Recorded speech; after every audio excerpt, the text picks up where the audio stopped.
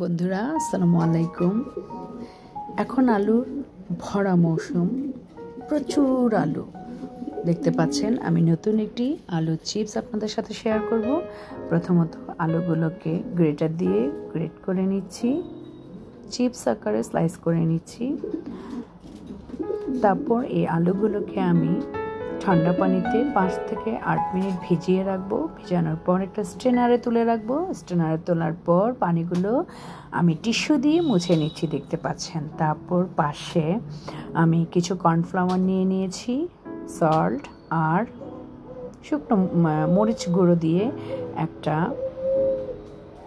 দেখতে পাচ্ছেন, সব কিছু মিশিয়ে কর্নফ্লাওয়ার একটা, মরিচ লবণের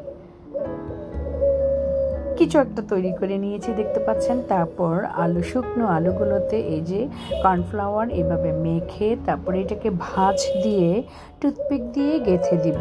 এটা একটি ইউটিউব আপু করেছে, আমি দেখেছি। সে আপুকে ফলো করে আমি আজকে আলুর এই চিপসটি করেছি। খেতে দারুণ, কুড়মুড়ে, ক্রিস্পি, বাচ্চাদের ভীষণ পছন্দের।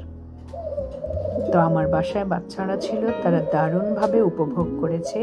পাশে আমি হাঁড়িতে তেল দিয়ে দিয়েছি গরম হওয়ার জন্যে। আলুগুলো ছেড়ে দিয়েছি, অল্প আগুনে ভেজে নিব।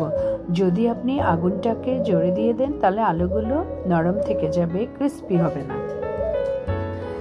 এখন আমি একটা মশলা তৈরি করে নিয়েছি। এখানে লবণ দিয়েছি, বিট লবণ দিয়েছি, মরিচ গুঁড়ো দিয়েছি আর একটু চাট মশলা দিয়ে একটা মশলা তৈরি করে নিয়েছি। সেটা আমি আলুর উপর ছিটিয়ে দিয়েছি। এই তো দেখতে পাচ্ছেন। ওপরে আমি একটু পুদিনা দিয়ে পরিবেশন করে নিয়েছি। পড়েও গেল, আবার তুলে দিয়েছি, দেখতে পাচ্ছেন, সৌন্দর্যের জন্য এটা জাস্ট। তো ভালো লাগলে লাইক আর কমেন্টস করতে ভুলবেন না। চ্যানেলটির পাশে থাকবেন। বিদায় নিচ্ছি। আল্লাহ হাফেজ। আসসালামু আলাইকুম।